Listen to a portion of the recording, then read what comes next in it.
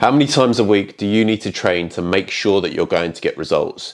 In this training, I'm going to tell you the different workout splits that you can use to make sure you get results regardless of how many times you are going to the gym. As a minimum, you want to be going to the gym at least 3 times a week. And that's where we'll start. Training 3 times a week. You're going to need to do full body sessions. So it does exactly what it says on the tin. You're going to train your upper body and your lower body in every single session that you go to. You don't want to do all 3 full body workouts together. You want to spread them out over the week. So a Monday, a Wednesday, and a Friday would be a perfect way to structure 3 full body sessions. In these sessions, you want to make sure that you're prioritizing compound lifts.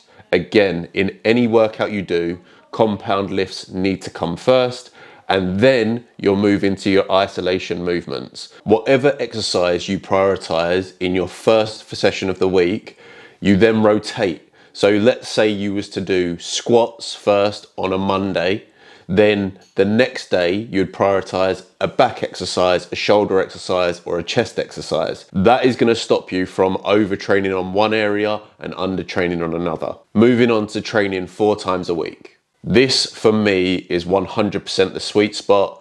The reason I say that is because when you train 4 times a week, it's more of a habit to train than to rest. The way to structure it is you're going to work out your lower body on a Monday, Tuesday will be upper body, Wednesday would be rest, Thursday is lower body again, Friday is upper body. I always like to train legs on a Monday because it's going to be the hardest workout of the week, hence why I always do lower, upper, lower, upper. Prioritize the compound lifts, move into your isolation movements. Whatever muscle groups you're prioritizing in your upper session, let's say you start with back exercises, the next upper session, prioritize shoulders or chest.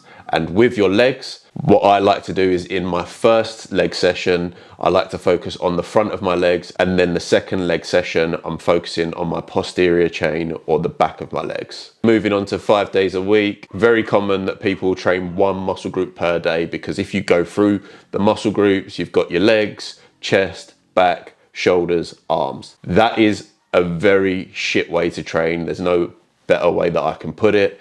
Simply because your muscles are going to fatigue through that one session a hell of a lot. By the end of the session, the intensity and the performance that you're putting out is going to be minimal compared to the start. Let's say you train chest and back twice in a week.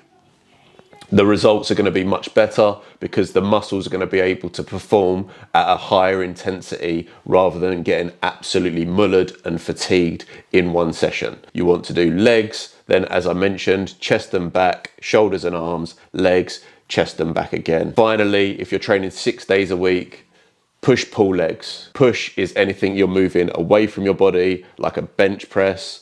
Pull is a bent over row, anything that comes towards your body, or a lat pull down. And then legs is pretty self-explanatory. Again, with those workouts, prioritize your compound lifts. Hope that video helps, and of course, I'll catch you in the next one.